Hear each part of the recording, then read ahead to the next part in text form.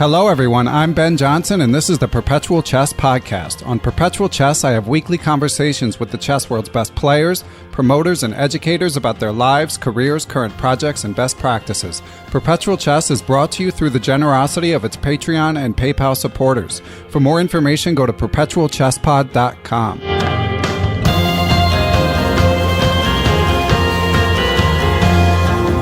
Hello again, listeners, and welcome back to Perpetual Chess. This week on our show, we have who I believe to be the newest Grandmaster-elect of the United States. He is 21 years old. He just got his third GM norm down in Charlotte. He is approximately the 27th highest-rated player in the U.S., also a recent college graduate. He's got degrees in economics and math from BYU.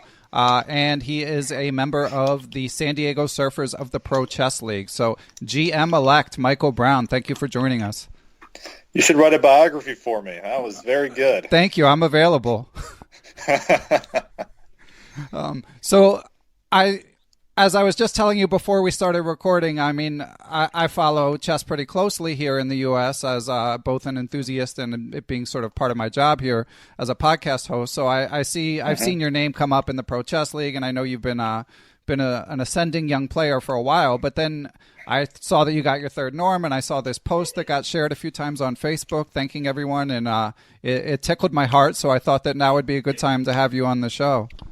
I appreciate it. I mean, it's been a long journey, so there's a lot of people to thank, and so the post, I don't think it quite did justice anyway, but I tried. Yeah, well, I think you did a good job, and we'll get to some of the people who've been instrumental in your ascension. But generally, when someone's coming off of a tournament like that and it's still relatively fresh in their mind, I like to get a little recap. So you just got your third norm down in Charlotte. Can you tell us about that experience? Sure. So, fun fact about me, I came down to Charlotte, I think, North Carolina about 6 times over the past 2 or 3 years. And almost every time I got 6 out of 9. And 6 out of 9 was always a half point off from the norm. So I always felt like Charlotte was kind of my cursed city where I would always get just that close, but not quite there. So this time around, the tournament started off well. I got 2 wins with white in the first 3 rounds. So getting +2 out of 3 rounds is very good. Then I had a couple draws in rounds 4 and 5 against players where I was actually losing both of the games, but managed to find some fortresses to hold the difficult positions. And that was something that I really liked about my play, was that despite not always playing my best games, because it's a 9-round tournament, you're going to have a bad game now and then, that I was still able to hold tough and show some resilience to make it difficult for my opponents to find the wins, and luckily for me, it just happened that they didn't find it. I feel like with Grandmaster norms, you kind of need a little bit of luck to make it sometimes, because when you're playing the group of players I was playing, where everyone was at least international master, and there was only one FIDE master, but he has Gauri Shankar, but he has 5 or 6 IM norms, something like that. Everyone's good, so you do need a little bit of things to go your way. So luckily this tournament, I had those wins in the early rounds. I had a win in round 6 with the black pieces. And then after drawing the top 2 seeds of the tournament, I had to win my last round against actually Gauri Shankar. And the game was extremely tense. He decided just to play an opening that he never played before. So there went all my prep out the window. But it was a crazy fight. I tried to make it as unbalanced as possible. Unfortunately, if I don't play well with the imbalances, then I could get a bad position. That's what happened. In fact, I was completely lost at one point. But what I did have in that game was very good time management. So despite having a completely losing position, I was up quite a bit of time. My opponent, Gauri, was getting low in a very complicated position. He missed some winning ideas. And then all of a sudden, a couple moves later, he had allowed me to consolidate, and now he was low on time and not quite winning, and so I was able to turn it around, and slowly but surely, my advantage got bigger and bigger. I took some risks that game, but eventually got the win. And so that was something that I was really fond of, because I had had many games where I needed to win my last round to make the Grandmaster norm, and so many times I had just missed it. I had been pushing for 4 hours, then I missed something and I drew, and this was kind of the common pattern for me for the past year and a half. But at least just one time it needed to go my way, and so this was that one time. And when you're playing with sort of heightened stakes, I mean, you've been working for this achievement your whole career, so how hard is it to block out the goal you're seeking and the fact that this is the game as compared to just a sort of regular tournament game? Right. I'll say in the beginning that when I started going for Grandmaster norms, it was very hard to block this out. But after a while, my rating actually crossed 2,500 when I got my first Grandmaster norm. And so to me, it felt like, at least with the norms, all you need is a couple good tournament performances. You don't need to have you don't need to be like this super consistent player who's always doing well in every tournament. I'd already gotten that requirement. So, and it was helpful that a lot of the people I trained with, they would always comment how they always thought I was a Grandmaster and just not a name yet. And so I thought, okay, I just keep up what I'm doing and that's enough. So, and in this last round, to me, I think what really made a difference was that I went into the last round with the attitude that a draw and a loss, it was the same for me. And usually the pressure is like, I don't want to lose. That's one of the big problems about chess is everybody hates losing. But when it comes to the norms, it was actually kind of a blessing in disguise because I just figured if I lose, it's the same thing to me. I don't care. So to me, I just played, as I said, as crazy and balanced as I could. And in some other games, I might have held back and not taken as many risks. But here, I think I've got kind of used to the pressure, too, is that so many times I've had to play for the Grandmaster norm that eventually it's like it's not a big deal anymore. It's just time to sit down and play and treat it like a regular tournament game. And you mentioned that you felt like time management was a strength in this game. Do you think that the fact that you weren't really worried about losing as compared to drawing, did that help with your time management? I will say absolutely. Usually I'm actually a pretty conservative player with my time. I like to take my time and try to find the best moves if I can and make it as difficult as I can for my opponents, obviously. But in this case, I thought, since I already kind of have a feeling for what the plans are, I don't need to spend a lot of time thinking about the specifics of whether this plan works in such and such position. I just play the plan. And since I'm playing for a loss or a draw, even if I play fast and it turns out I make a mistake, at least I'll have some time on my edge at the end. And the thing, too, is that when I was actually a FIDE master, international master, playing these Grand Masters, there were many games where I would have the upper hand against these guys. But then my time would be very low, and they would take full advantage of that, and they would muddy up the position, and all of a sudden it got very difficult, and I'd make some mistakes. I'd end up either, giving up the draw or even losing the game. So in a way, I had some very bad experiences with grandmasters using my lack of time, my lack of, effectively using my time to get results that weren't deserved specifically based on the position. Can you think of any in particular, any that really sting? It's been a while. I've been kind of at this level for a while now, but let me think about that just for a sec. Okay, because we can come back to that if you want. And one thing I noticed in going through your tournament history is even though I think of you as like a young active player, I know that you've been in college the last few years. You actually haven't, aside from the Pro Chess League, which we'll also talk about, you haven't been playing all that many tournaments. No. So how do you stay sharp?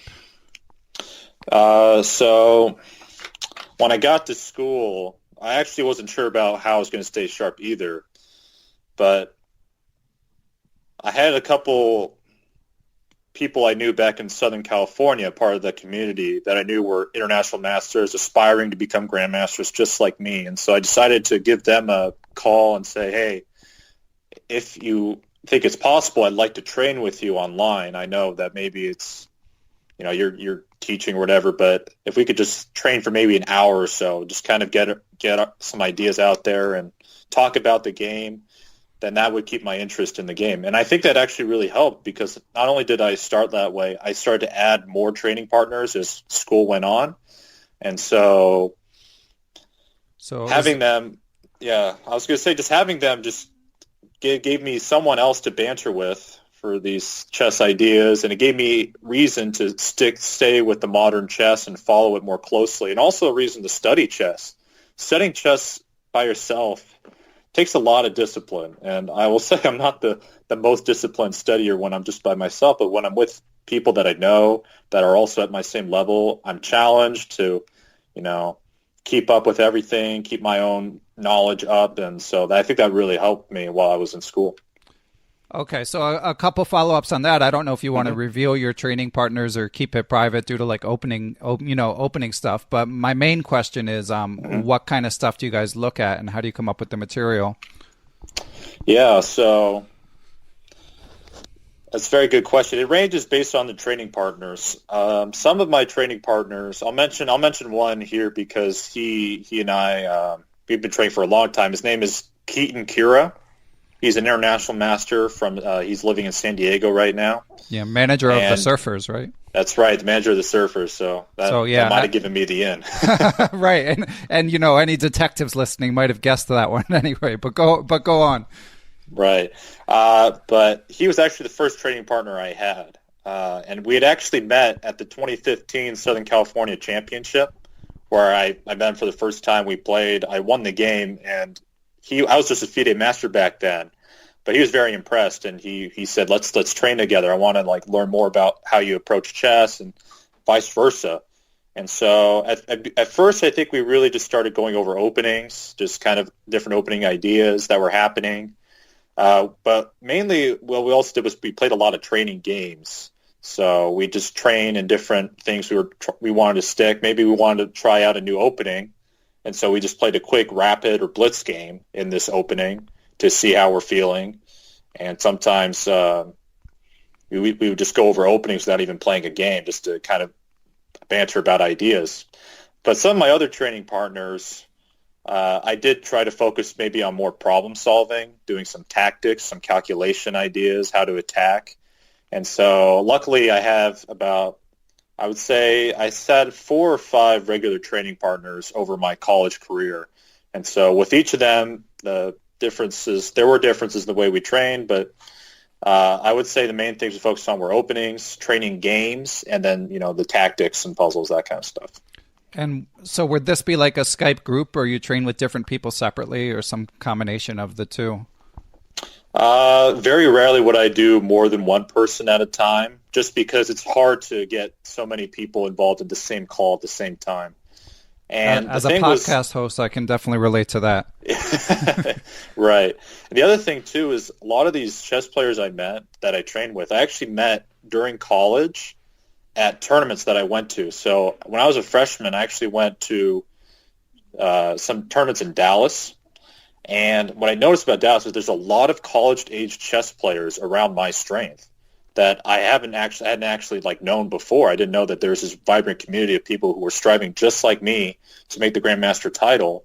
Were they playing at these same tournaments? UTD students, or even beyond that? No, I think it was actually non-UTD students mainly. It was actually people that would come to UTD to play that, they didn't have to they weren't just right there. They actually had to travel, and they seemed very dedicated. So I actually met some of my training partners like that. I'll just mention another one. This is a Canadian international master who I met at a Dallas tournament. In fact, he and I roomed kind of randomly there and became pretty good friends. His name is Shiyam Thavandiran. He actually plays for the Montreal Chess Bros in the Pro Chess League, and he's also an aspiring international master like me. You mean Grandmaster?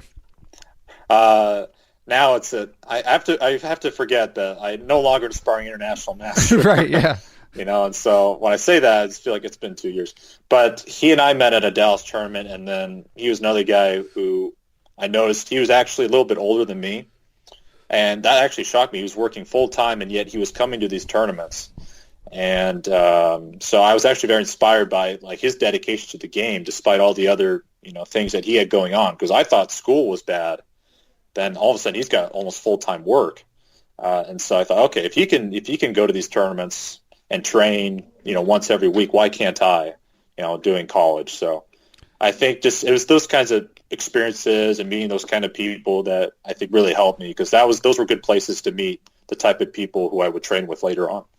That makes sense. And since you were training with more than one person, did it amount to more than one session per week, or like how often did these sessions average out to? Sure.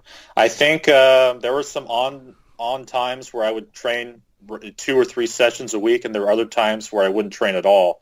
I mean, it kind of went up and down with the seasons and school especially. Sometimes I have to call off training sessions because I had maybe like a project at school that I just need to focus on that. But I would say on average, I think once a week or maybe once every 2 weeks would be kind of the norm.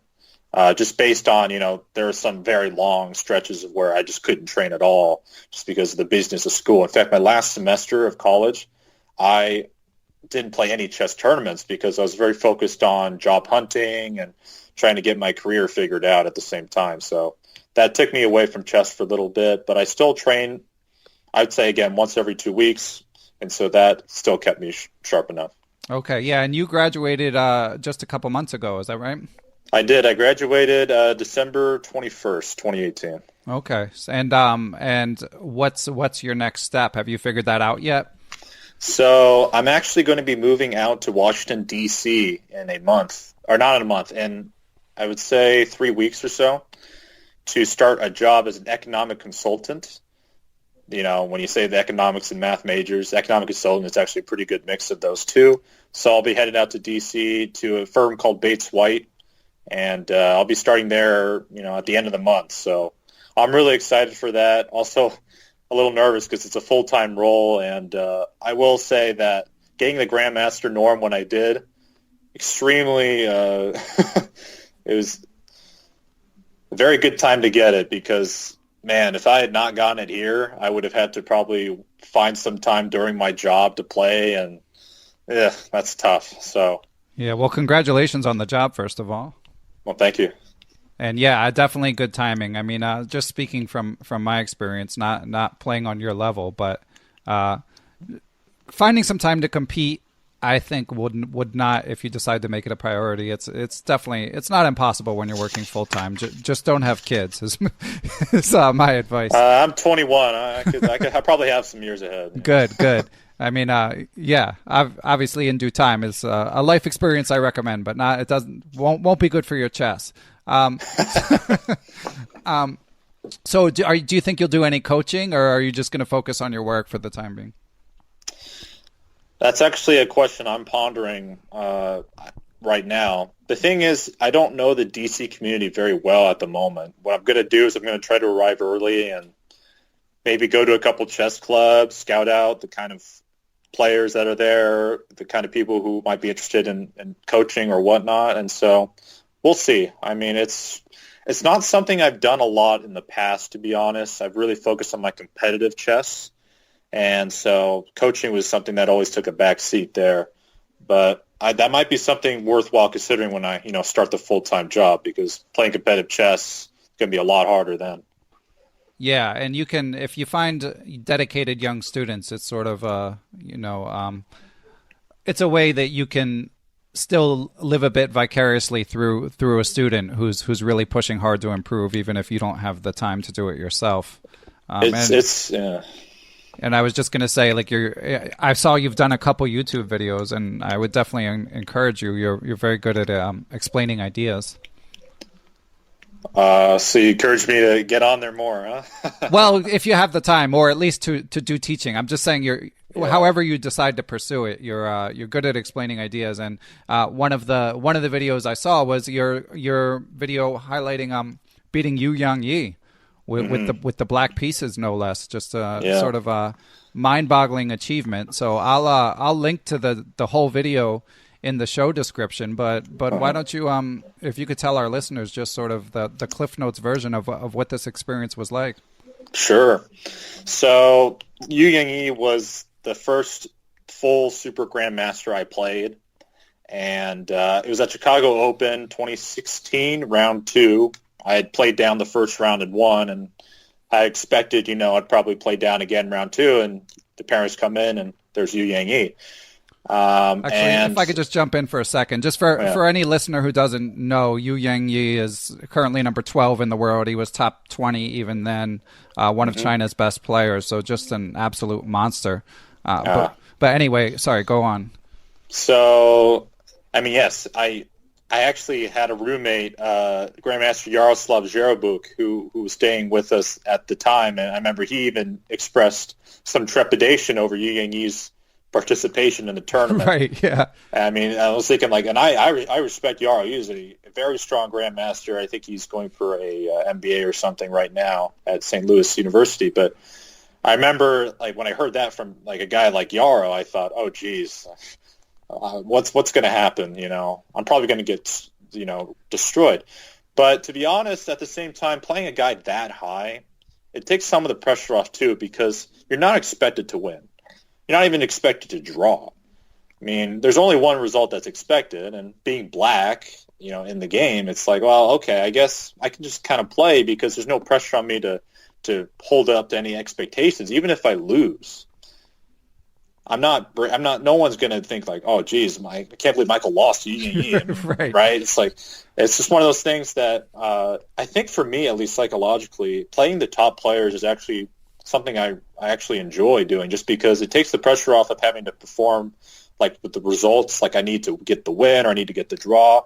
No longer is it thinking about the results, it's just thinking about let's just play a game of chess and figure out what happens. Me versus him. He's probably good, but you know what?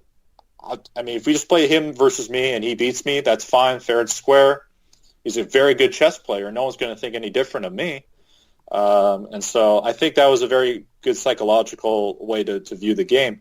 So the game started, of course, I think he had a little jet lag. I mean, he's from China, and he was playing in the U.S. I think it was one of his first tournaments in the U.S. I think he'd only played 2 or 3 beforehand. And so I thought I could say, since he was a little bit tired, but he's still playing fine.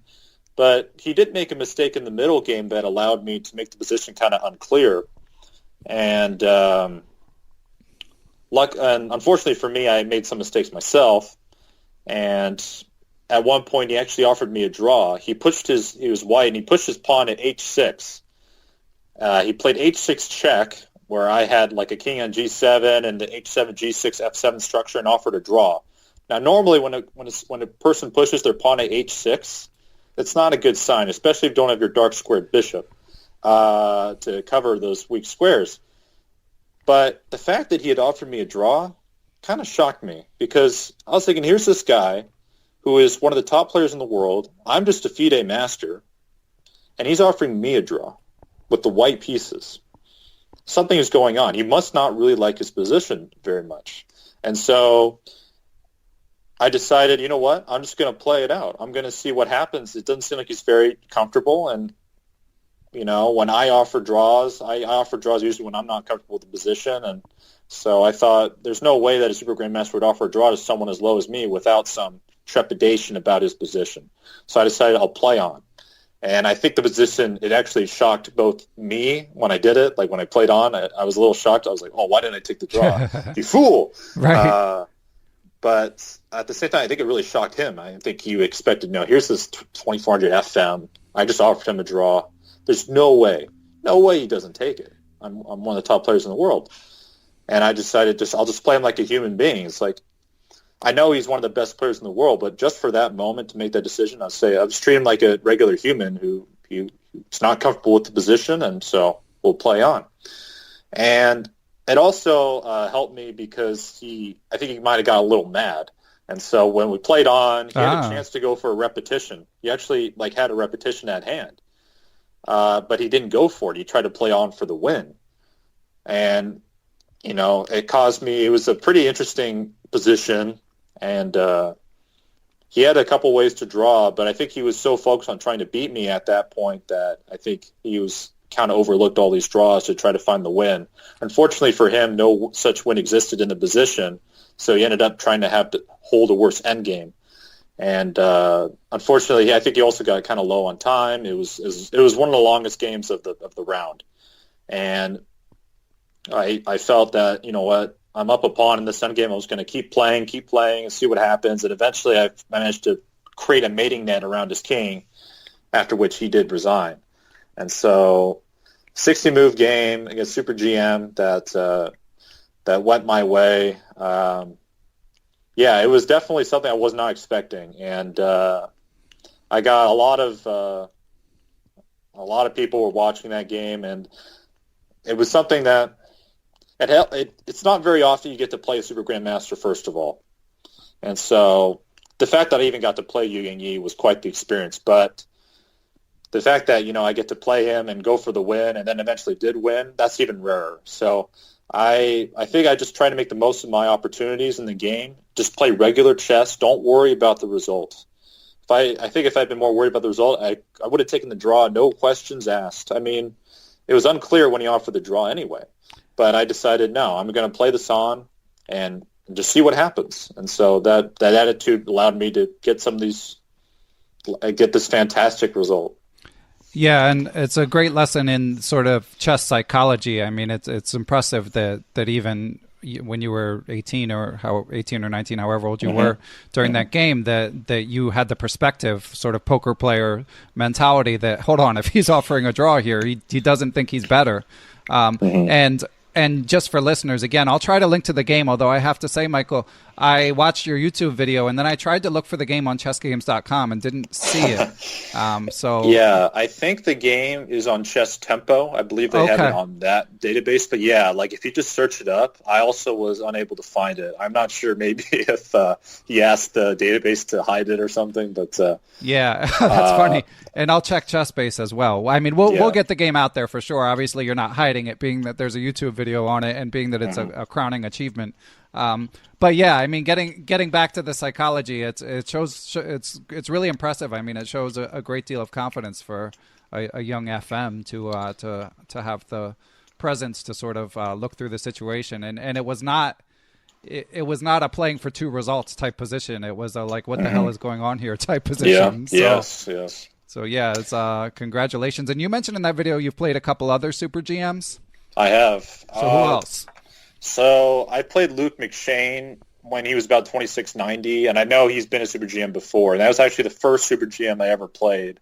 And in fact, similarly, I got like a good position versus him, but I think I did get kind of too involved with the details of the result. And so with a better position, I kind of just quickly panicked and collapsed. And it was, I mean, again, he was the top seed of the event of the tournament I was playing in, but still it was like, geez, I had a good position, like I was doing very well. And then I just allowed him to get a free point. I've also played Santosh Gujarati Vidit from India. Oh, yeah. He's another Super Grandmaster I he's played. Been on this show. Super nice guy. Yeah, no, we had a very nice post-mortem, even despite losing to him. It was a very interesting game, and he was giving me a lot of ideas. And yeah, I was very impressed by the way that he played. And though, like, I think I actually did have a draw at one point, despite that, it's like these Super Grandmasters, they're something else when they're on their form. Yeah. So I got to play Vidit, and then I believe the only other one I got to play was Zoltan Almasi. So, and you won that one, right? I did win that one. That was actually for a Grandmaster norm as well. I tend to make my Grandmaster norm super high caliber, very scary. Yeah, you don't want the haters to be casting doubt on the norms. So right, but. The reason why and most of those games actually, both Vidit and Almasi, they actually came when I played in the Isle of Man International in 2017. And I'll mention about some of those Europe tournaments is, gosh, the caliber of the players that go there on average is far different from a lot of the U.S. tournaments. In the U.S., usually your top seed will be about 2650, 2670 if you're lucky. Maybe 2700. You might get a guy like Kwang Liem, for example, to play in an event in the U.S. But very rarely do you have a tournament in the U.S. where you have the top 10 seeds are all Super Grandmasters. The next 20 are all 2650-plus Grandmasters. And as a 2499 international master at that tournament, I barely made the top half of the tournament. So that was something where I was shocked to be in such an event where I actually played up I think 6 times. They played 6 grandmasters, and almost every time they were at least 2,600. And so gave me a very good experience to play these super grandmasters, and also just grandmasters who are playing chess professionally. And so what I like to say to people if they're thinking about trying to go for norms is the U.S. is a very hard country to get norms in, just because it's most people there are usually just as hungry for the norms as you are, and so the games will be very, very difficult. And the schedule usually is also very grueling. Whereas in Europe, you play usually it's once a day, and you get a lot more chances to play those top caliber grandmasters. And so, if anybody out there is always thinking about trying to go for GM norms, I would recommend going to Europe, despite the fact that I got 2 of my norms in the U.S., but I'll say those were not easy. Yeah, I mean, we're lucky to have Charlotte and St. Louis hosting a few more of these norm events now, but I know that historically Europe has been the place to go, and certainly per capita, even though the U.S. is ascendant, it's hard to compete with the sort of concentrated chess power that Europe has. Yeah. So you mentioned I was creeping on your Facebook page in preparation for this interview. So it sounded. I was like, uh-oh. Yeah. Well, I luckily it seems to be all chess. You're on your best behavior there. So, but I saw that you mentioned meeting a couple of your chess heroes in Isle of Man. And you had a picture of yourself with Magnus. So what were the experiences away from the board like at that tournament? Yeah, that was a very interesting experience in general. I remember I actually showed up to the tournament. They were having the opening ceremony, and some of my roommates were thinking, why would we go to the opening ceremony? You know, it's just them drawing the lots. And I was thinking, but it's not just people drawing lots. It's Magnus Carlsen, it's Vishy Anand, it's Vladimir Kramnik, Fabi Caruana. They're the one drawing the odds. And it was like the first time I'd ever seen any of them face to face. So it's like, I got to go to this. I got to go to this opening ceremony. And so that was the first time where I got to see the top 10 seeds lined up. And man, I was like, I've seen so many games of these guys in print, whereas they just play phenomenal chess. And here they are, just in the flesh, just looking like normal human beings, just having a good time, and just picking lots and, talking to each other, joking. And I thought, wow, that's pretty neat, that you can see their fire on the chessboard, but off the chessboard, a lot of these guys, they're somewhat social, some of course more than others, but they're, at the open ceremony, I could see that. I also I took a risk at one point during the tournament. I think it was round 7 or something. I saw Vishy Anand, former world champion Vishy Anand, just kind of walk by. He had just finished a tough game of his. And I'd actually met Mr. Anand at a camp in California, in Los Angeles, about 7 years ago. There's a organization called Metropolitan Chess that unfortunately now I don't think they're not really doing that much anymore for chess. I think the owner maybe moved on to something else. But back in those days, they were hosting huge internationals. They've had Anand, Aronian, and Wesley So come to camps to teach. Wow. And I just happened to be at the ones where I got to meet both. I got to meet Wesley So, and I got to meet Anand. And so I went up to him, after the round and said, "Hey, Mr. Anand, I don't know if you remember me. I was one of the kids that was at the LA camp." And he was very cordial and friendly. He said, "Hello, yes, I remember. How are you?" I'd actually drawn Anand a couple times in the simul's as well. Oh, cool. So I think that might have made maybe he remembered me more from that too. But I just had a pleasant 3-minute conversation with him just about my goals, where I was going, and also just about him a little bit. And I thought, wow, that's awesome. I just talked to one of the, just 4 years ago, this guy was the world champion, and he's still one of the top players in the world. And I just talked to him like he's just another guy. And so in the closing ceremony, there's all these pictures being taken and the speeches and all that. And it seems so formal, and I'd always seen press conferences of the guys doing it. But then what you never see is that after the press conference, all the guys, they just go back to playing chess, but this time with like beers in their hand. Right. So that was something I didn't know. So there's like on one side of the room, there's Nakamura, who was playing, I believe it was Lawrence Trent with some time odds. I think it was like 4 minutes to 45 seconds. It's pretty hilarious. Yeah, unbelievable. And on the other side, you could see some of the Norwegian guys playing Bug House, and I thought, what the heck? These guys play Bug House? Right. And there's like Nihal Sarin and Pragananha, two of the youngest Indian prodigies. They're just playing Bullet. And I'm just like, wow. Like, even after the tournament's over, they're still all just very interested in chess. And now they're just having fun. They're drinking. They're having a good time. During the tournament, they're all competitors. But here, they act a lot like, just people who, despite being rivals, they share a love for the game of chess. And I think that really inspired me, was to see even these guys at the top levels, despite what I feel like is immense preparation that they have to do for every game and every tournament that they play, they're still enjoying the game and still finding ways to try to enjoy the game. And so that gave me, some courage to go up to Magnus Carlsen. I went up to him after the ceremony had ended. He was watching, of course, his Norwegian buddies, and I just kind of first said, Magnus, congratulations. And then I'll be honest, I became a little bit of a fanboy. After that, he also said congratulations to me for getting the Grandmaster norm, and I just went, can I take a picture? Just one of those.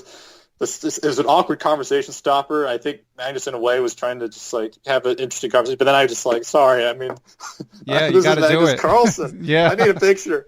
And so he was like, okay, sure. And we took the picture. And that's what you see on Facebook, was that picture. And then, we shook hands, and I went off, and I was like, I went back to like some of my American buddies. I went, guys, did you see that? I took a picture with the world champion. And they're like, yeah, we saw, the stars are just like us. But yeah, but I mean, yeah, go ahead. No, that's exactly right. But I was going to say, I mean, of course, a lot of people listening would feel that way, especially now that you have the GM title. They see you at a tournament, and they feel the same way. So, I mean, and it's notable that both Anand and Carlsen, at least, they knew who you were. So that speaks volumes about what you've achieved.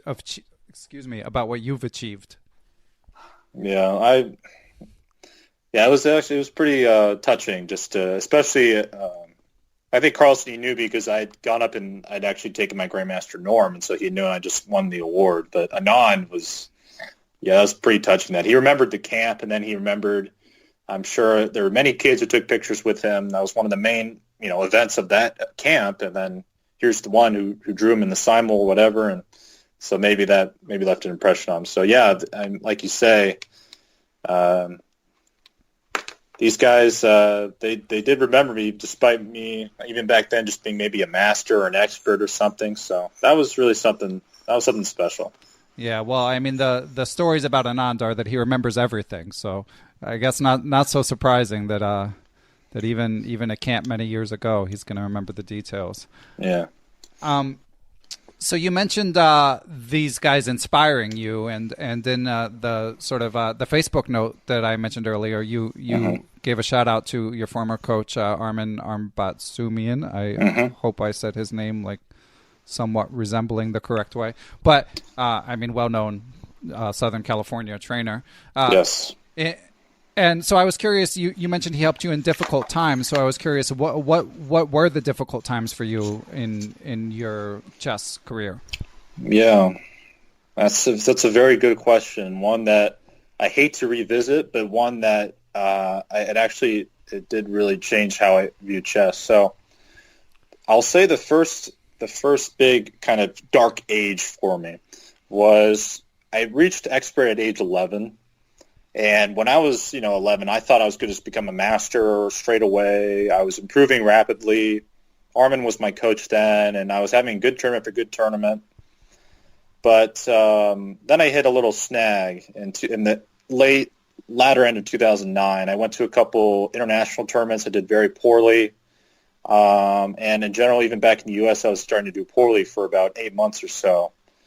And I didn't know what had happened. I thought I was this 2100, and all of a sudden I lost 100 points. and was having very average results. But my coach, Armen, he told me to stick through it, that despite the fact that maybe my results weren't quite there, I was still learning, still growing, and that this is just a little plateau for now. But if I just kept on working hard, that I would eventually go past. I also had some very intense conversations with my parents too, because man, sometimes when you play chess, you're just not doing well. You just think, this game, I'm just no good at it. You know, I'm never going to get better. I can't win such and such game, and I do bad at every tournament. What's the point? And so these are the kind of thoughts that were going through my mind. But I just kept on sulking through for a little bit, because it was very hard to play and study. And then in 2010, I went to Vegas for the National Open, and that was actually when I had a breakthrough, at least for that first dark age. I managed to win the tournament, the under 2200 section. And all of a sudden, I think that one result caused me to, all my confidence was just like, okay, that's right. I can still play chess well. I just need to make sure everything's in gear. I need the confidence back and not to be worried too much about the results, all this stuff psychologically. Get a little money for that too, right? I did. I won one of my biggest paychecks. I won $3,000 for that as a 11-year-old. I believe I was 12 years old at that time. But yeah, so that was something that I was like, gee, that was awesome. But that didn't mean that was the end of it. I had another, in high school, especially a dark age. I think for 2 or 3 years, I didn't cross 2400 USCF. I was kind of stuck at the 2300 range. And part of it was that, you know, high school, you're doing a lot of work there, and I wasn't studying as much as I should have. But then again, my coach and my parents, they pushed me to continue playing. And just that eventually things will get better as long as I put in the work. That's the first thing you got to do, is you got to put in the work.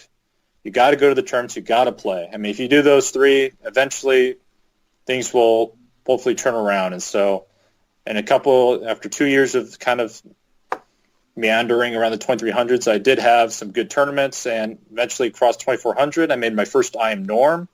And once I made that, I thought, okay, I think I can keep going, because here's like a benchmark where I made my first IM norm. Now I think I could set a new goal of becoming an international master, and then after that, new goal of becoming a grandmaster, and so on. And so I think the main thing about those dark periods was that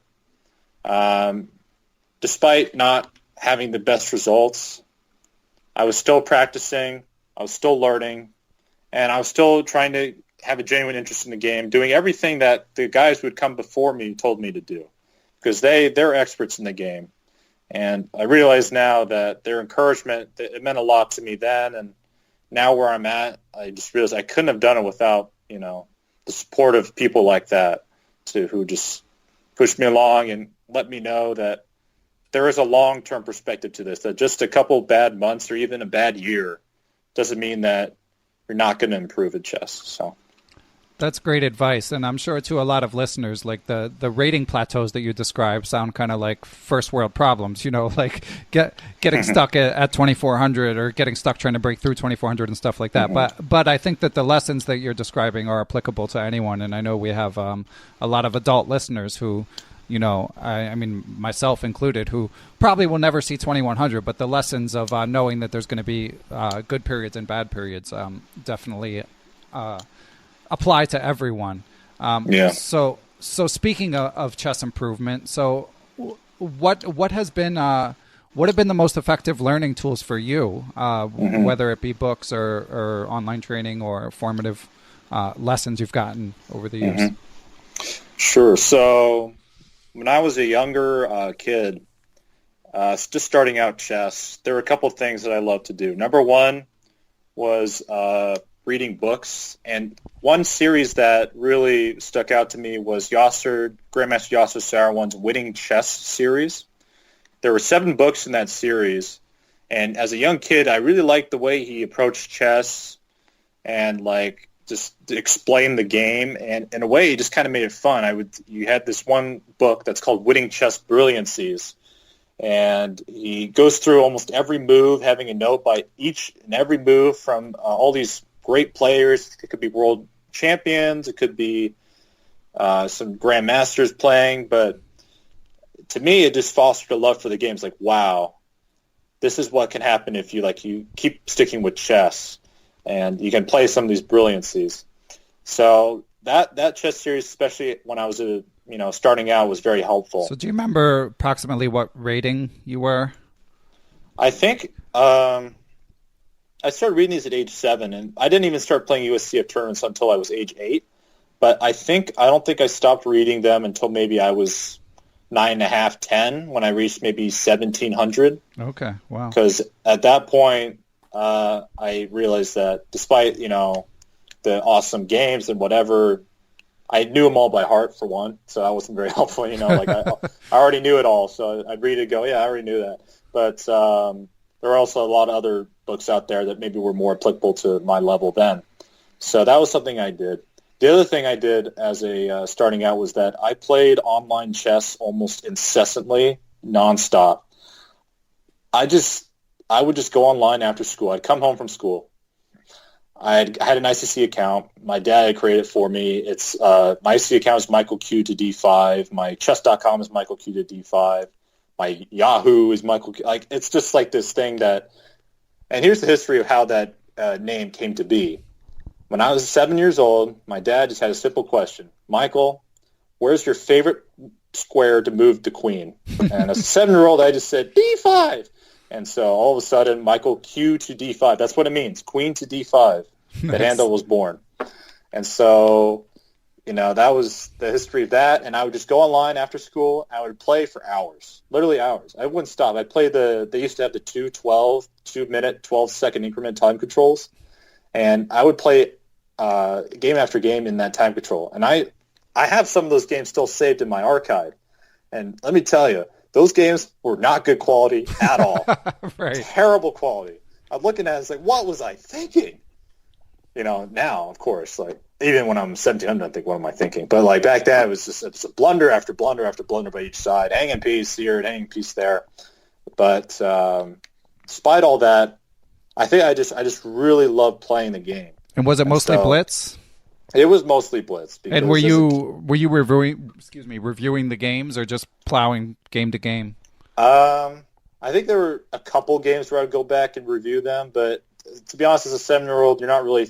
It's hard to think long term as a 7-year-old. Yeah, so. No, I mean, I'm asking mostly as a coach's perspective. I know that you probably weren't super regimented at that age, but I always wonder, just as a coach, if the kids love chess, which is the most important thing, and they're playing, that's obviously good. But on the other hand, it's how hard should I be pushing them to be doing tactics instead? Yeah, I will say that at that point in my life, my first coach, his name is FIDE Master Takashi Iwamoto. He was part of this organization called Academic Chess that in addition to these online blitz tournaments, I'd also get to play Friday night tournaments with other kids around my age. It wasn't USCF rated, but they did use a rating system. And so this organization, I played that also in second grade as well. And so at least at the beginning, I think that's what really helped me, was just playing chess with kids online, basically whenever I could, to be honest. I felt like whenever I had free time as a kid, the first thing I want to do would go on ICC, play some blitz. I didn't care if I won, lost, drew, whatever. I just want to play some chess. So that really helped me at the beginning.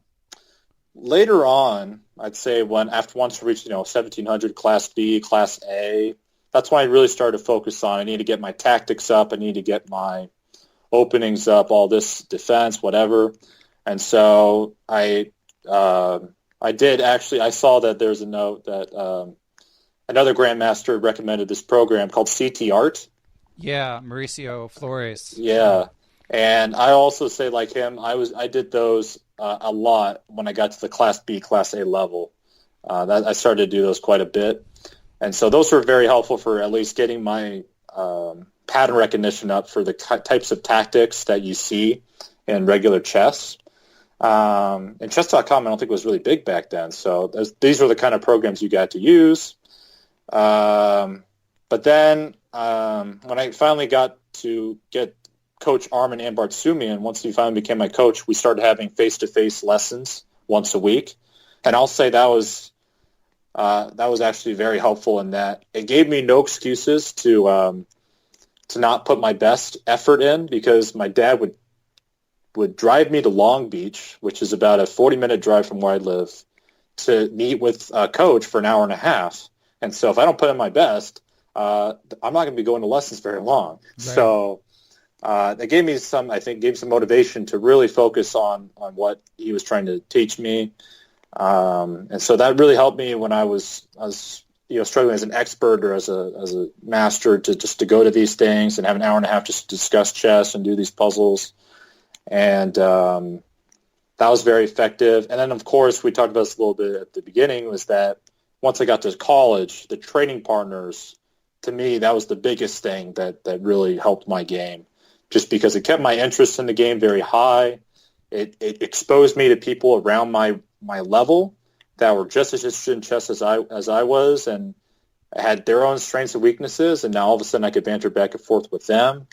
And so it depends on the level. I think at different levels, different things work. So it was a lot. I know I said a lot about all the things that really helped me, but no, that's great. And a lot of it, is stuff that's often recommended, which I think is good, because it shows that there is a clear path, especially stuff like finding training partners. I mean, that's something that's kind of easy to overlook because chess can be such a solitary game. But yeah, but I mean, it helps to have someone hold you accountable and someone to bounce ideas off of. Yeah. So you also mentioned in the Facebook post that when you went to college, you factored your goal of becoming a grandmaster as a big component. And absolutely. So what's the connection between your going to Brigham Young and your then goal of becoming a grandmaster? So, yeah. These are things on social media, it's hard to put this all out there because then your post would be way too long and no one would read it. But I'll say that for college, I'd heard a lot of, I wouldn't call them horror stories, but kind of, I don't know if you've heard these stories before, but basically there's a guy who's very good at chess. He did well in his younger years, but once he gets to college, maybe he'll go to a really good college, but he won't be able to pursue chess very much. And in a couple of years, he pretty much just gives up chess completely. Are you thinking, I've definitely heard that story, but are you thinking of someone in particular, or you're just saying that's a common narrative? I'll say that a lot of the people in my Southern California community, my chess community, that were a little bit older than I was and were former students of Armen's, I noticed that a lot of them had kind of trailed off chess as soon as they maybe reached even high school or something where they really focused on school. And so, and I, of course, heard about this in college. So hearing that from people that I knew personally, that I looked up to as a kid, kind of shocked me. I thought, wow, here's this student or this person that I knew as a younger boy, that I was thinking, this guy is one of the best players in this area. And now he quit chess because he's going to college. I thought, well, geez, that seems kind of a waste. It's okay. You're going to go for a career and all that. But at the same time, I thought chess to me at least meant more than something that I just give up in college. So I got accepted to a couple very prestigious universities, like, say, UC Berkeley was one, UCLA, Cornell. And the UCs are no joke when you live in California. Right. And so these are places that I was very heavily considering because they have very good programs. Pretty much everyone in my school was trying to get into these similar schools as well. But I really had this goal that I wanted to make grandmaster, especially before I started working full time, because I knew as soon as I do that it's going to be a lot harder to pursue that goal. And so what was good about BYU was, number one, is that it was pretty cheap. BYU, especially if you're part of the Mormon faith, they have a pretty good discount for students who decide to go there. And so that was something that really helped me. And also, BYU isn't the most prestigious university. It's still very good, but it's not you're not like quite work to the brim like you maybe are at Cornell or UC Berkeley. Those schools really work you out. Whereas at BYU, the atmosphere they take it a little easier, but it's still very, very competitive programs. So I thought, okay, here's a school where I could go for a huge fraction of the cost that I would go to a normal university, and also a university where I won't have to like be so focused on school as much while I'm there. And those two things together made me think, okay, now then I could save some money just for chess and hopefully pursue that and be able to study chess while in school. And so those were kind of the two main factors that made me decide to go to Brigham Young University in Provo. And it worked out, Yeah, that's what I was going to say. Yeah, it worked out, but there are definitely times while I was there where I thought, man, maybe Utah is not the place for me. I mean, I'm a guy from Southern California, and the culture in Utah is a lot different. So I never fully, assimilated into their culture. So there are times where I thought, man, I'm not having the greatest time, but at least I got to play chess, once every month, once every 2 months, and that to me was enough. And you got a great job too. So yeah, worked out in all regards. Did you have any thoughts of going to one of the chess colleges? Not particularly, actually. I think back, if I really want to pursue the Grandmaster title, you would think obviously the first thing you do is consider a chess school. But despite having this goal of becoming a Grandmaster, I still did really want to balance my school and chess, goals. And so I thought with the chess schools, they might have mandatory trainings. I've heard that sometimes there's certain regimens that they require of their students. And they also require you to play a lot of tournaments, maybe more than I would have, by myself decided to play. And so I heard some stuff like that and decided I'm not quite sure I want to go that route, just because maybe there's too much emphasis on the chess. I think I like the more independent route, which is like I play chess when I think I should. I play the tournaments I want to play. I room with the people I want to room, that kind of stuff. And so that to me just made more sense than going to a chess school. And I know they have great reputations, absolutely. And they've made their fair share of international masters to grandmasters and all that stuff. I think I just was also wanting to make sure that I didn't just go full chess. That was not a goal of mine when I started college, was that I never really wanted to be a professional chess player. Until maybe I figure out that maybe I don't want to work full time. Maybe then I'll think about it. Yeah. But that's not something that I was really pursuing with chess. This is something that I just love to do, and something that I had fun doing. And to be honest, I wasn't. It's almost like when you play professionally, there is a certain fear that perhaps that kind of love, that unadulterated love for chess, kind of gets tainted with the fact that now you're trying to play for money, and so that might make people start to hate chess. And I've heard actually a lot of the students at these universities, these chess universities, starting to hate chess because they have to play it all the time, even when they don't want to. Right. I think that was kind of the problem for me that I was anticipating, was that I still love to play, but I don't want to have to play there will be days where I don't want to play, and I don't want to have to be forced to play. So that also factored in. So yeah, I'd say that was one of the main reasons. Sounded like you had pretty good perspective for an 18-year-old in terms of knowing what you wanted and getting it. So congratulations on that. So Michael, one more topic if you're up for it. Sure. Greg Shahade, of course, won't bother to listen to this, but somehow he would still send his henchmen after me if we didn't talk about the Pro Chess League. So we got to talk some San Diego Surfers. What's going on this year? First I'll give a little background about the Surfers in general. Is that 2 years ago when the league started, San Diego was a new team. Of course, everyone was new then, but we had just kind of come over from the U.S. Chess League, where the SoCal community was actually kind of fractured at that point. Problem with the U.S. Chess League, I think, was that one of the requirements is that everyone had to play at the same location. And, that had caused a lot of, because SoCal is a very big area, and so it really limited the players that could actually play in the chess league. But what we liked about the pro chess league is you could play wherever you are. And so for the first 2 years, we did very well. We got to the playoffs both of our first years. In fact, we won the Pacific Division in 2018. And the first year, we were the only team to go 5 wins, 0 losses. We had a perfect record after 5 weeks. And so this is kind of like the legacy that we've had. This year, I think what kind of happened is that, to be honest, a lot of our team, we had some very good performances in the last 2 years where we had some players who really overperformed. And this year, unfortunately, we have one player, Joshua Shang, who's been playing pretty good rapid chess. But for the rest of the team, me included, no one has really impressed thus far. So it's not like we're playing way below our rating.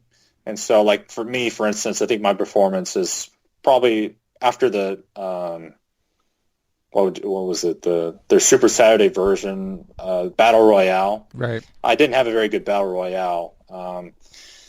And so maybe my performance is a little bit worse, but I think even our top board, Drea, we're performing exactly where we are, kind of. But unfortunately for this year, no team is bad, especially in our division. Our division is full of very strong teams who almost all of them have some super grandmaster somewhere. And to be honest, we actually got hit with, in our first 2 weeks, we got hit with 2 teams that used like a triple grandmaster lineup. So like we played Seattle week 1 where they had Hikaru, they had Mikhайловский, they had Georgi Margavashvili. And those guys are all very solid grandmasters, especially Hikaru, one of the best. And, sometimes things just don't go your way. So right now, San Diego Surfers, our results aren't too great, but we are still very optimistic that in a couple of weeks we'll be able to figure out, the winning lineup, I'll say as my participation for the Pro Chess League, I don't think I'll be honest, the Pro Chess League, I feel a lot of pressure when I'm playing for my team. I don't blame you, yeah. It feels like not only am I playing for myself, I'm trying to play for my team. And so there's this added pressure, like, man, now I need to perform well. Like if I don't win or if I don't draw, whatever, then my team it's not going to do well. And unfortunately, just for us, usually in the past couple of years, maybe one teammate wouldn't do so well, but then another one would pick up the slack, Unfortunately, that hasn't quite happened this year, where it seems like everyone is kind of performing averagely. It's kind of the idea there. This was happening. So, but to be honest, I think I really shouldn't take this Pro Chess League as seriously as that. The Pro Chess League is what I think I should view it as. It's more of just like it's a fun alternative to classical chess. Classical chess, you're really trying to make all the correct moves. It's not a spectator sport. Moves are slow. Games take a long time, right? And so what I think the Pro Chess League is, it's a way to get the fans involved, to get chess spectators really loving to watch the game. And honestly, I think I should have more of this perspective that, Pro Chess League is just kind of something I do to have a good time, spend time with my teammates, to prepare, and just to play some fun chess and rapid, playing people all around the world. I mean, How often do I get to play, Hikaru Nakamura, or maybe I actually got a rematch Yu Yangyi. Unfortunately, game didn't go quite so well, but I'll say it's rapid, so I'm gonna say it doesn't count. And then here in the Pro Chess League, I mean, you get to play all kinds of high caliber players for a team, and so despite, maybe the Surfers not having the best year, I think all of us are still really enjoying the experience. And, it's awesome that a thing like this exists where we can just take all these players from because a lot of the players of the San Diego Surfers, they don't live in SoCal anymore. A lot of them have moved out because of college. Me, I had college and now I'll have the job. but we all have some tie to the Southern California area. And so that I think really helps foster in, the SoCal chess community. Just we're all in it together, and hopefully things will go better the second half of the season. So because we've done pretty well the first 2 years, so I think this year is more just sometimes things just don't go your way, to be honest. And like I say with the Grandmaster norm, I had many games where things just I press and press and press and. Chess is a hard game. It really is a hard game. And there is an element of luck, I would say. Sometimes you'll get lucky with maybe your opponent makes a mistake or they play into something that you studied before. It's not like those kind of things. So with the pro, it's a tough league, but I think honestly, I need to take more of a approach that it's just kind of a fun way to play chess. More than anything else with the team. It's not like even the Battle Royale. $500 I think was the top prize for the Battle Royale this last week if you won first. But it's not like you're there for the money. The money is not the main thing driving people to a pro chess league. At least I wouldn't hope. Yeah. I would think it's more just here's a chance to be with the team of people hopefully around your area that you know well and share some background with. And it's just a time for you guys to enjoy playing and just it's a team sport. And so just because I don't do well doesn't mean like the team, despises me or anything like that. Right. And so I think that's kind of the perspective I need more to focus on because I like I said, if not, there's that extra pressure to perform and man, does it take a toll to try to perform at some level. Yeah, it's not worth it if you're going to beat yourself up like that. Yeah. But sure. Tatyev and Melikachian have been amongst my favorite guests, so I'm definitely rooting for you guys to turn it around. Good people on that team. Well, we'll do our best. And if things don't work out, but hey, we're gonna give it our all. Cool. Glad to hear it. All right. Well, Michael, is there anything else we need to discuss before I let you go? People know how to contact you. Queen to D5. I'll put your chess.com profile up there. Is there anything else I should link to? The Michael Q to D5. Right. That's going to be that's both my Yahoo and Gmail account. If they want to send me an email, that's my chess.com account. So those are kind of probably I get a lot of messages from people on chess.com, they're say, hey, you want to play me? And I go, well, not really, but right. but I get a lot of messages there. I would say the best way though is via email. To be honest, I check that most regularly, and usually those aren't the places where people just say just play me. So yeah. I think that's the best form for that. So listeners, keep it substantive, but if you need to reach him, you can. Yeah. And just remember, guys, if you're, having a tough time, there's several things you can do, and that it gets better. I think that's one of the main things about my story is that my role to Grandmaster was not all rainbows and sunshine. Far from it. There were so many times where I wanted to quit. I was hating myself. My confidence was low. But you got to just say, you know what? It's just life. Life can be tough sometimes, and you'll have your ups and downs, but you got to remember that there will be an up at some point. That's great perspective, and I think a good note to end on. So Michael, thank you so much. This has been a lot of fun. Yeah, thank you. Thanks to everyone who helps to make Perpetual Chess possible. That includes my producer, Matthew Passy, and Geert Vanderveld for supplying the intro music.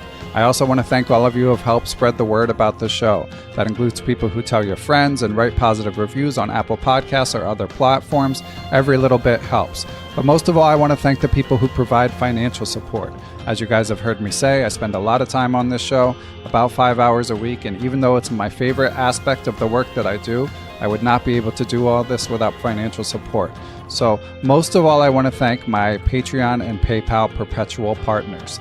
They are Chessable.com, Ace Vallega, Adam Ralph of ChessEngland.com, Adam Vrancourt, Adrian Gutierrez, Alex Pejas, Benjamin Handelman, Brian Castro of BetterChessTraining.com, Bill Moran, Brett Howard Lynn, Brian Mullis. I am Carlos Perdomo of ChessAtlanta.com, Chad Hilton, Chad Oliver, Chris Balcom, Chris Flanagan, Chris Wainscott, Christopher Baumgartner, Christopher Chabris, Christopher Woods. I am Christoph Zalicki, a.k.a. Chess Explained, Coach J's Chess Academy, Dan O'Hanlon, Daniel Gell, Daniel Ginsberg, Daniel Lucas, Daniel Naylor, Daniel Schaefer, Daniel Vine-E, David Cramley, Dwayne Edmonds, Ethan Smith. I am Elect Donnie Ariel, Frank Tortoris, M.D., Gary Andrews, Gary Lewis, Geert Vanderveld, Gerard Barta, Giovanni Russo. I am Greg Shahade, Harish Srinivasan, GM Jakob Ogar, James Bonastia, Jason Woolham, Jeff Anderson, Jennifer Valens of OffTheRook.com, Jeffrey Martello, John Fernandez, John Fontaine, John Hartman,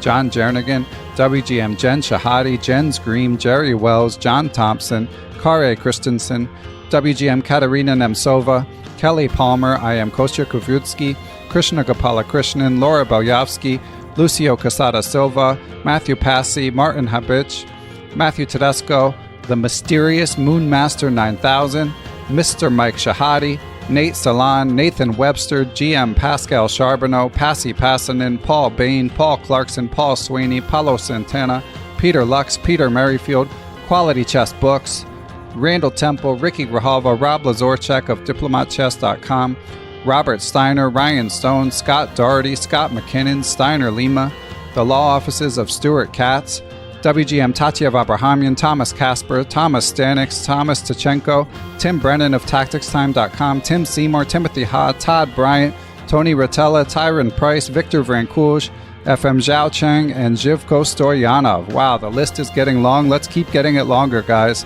Thanks a lot, and I'll catch you all next week.